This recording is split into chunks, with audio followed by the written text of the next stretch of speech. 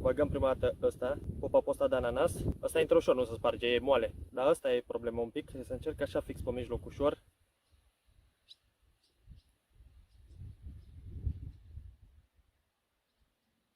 Haide.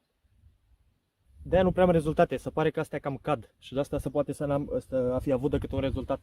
Ăla care îl băgai era bun, era foarte bun. Dar n-am croșetă și am pasta cu vârful ăsta, așa vă spus ai. Și nu e bună, trebuie cu vârf ascuțit și îmi sparge boilisul.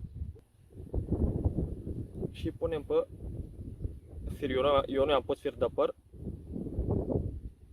fiindcă mi se pare mai comod să fac direct cu firul. Asta e un fir de 0,35 parcă, da, de 0,35. Deci acum e problema, să se spargă acum când îl trag pe nodul ăsta aici. Deja s-a crăpat, vedeți? Și asta e nasul, că se crapă. Și nu e ok, că dacă se crapă în contact cu apa,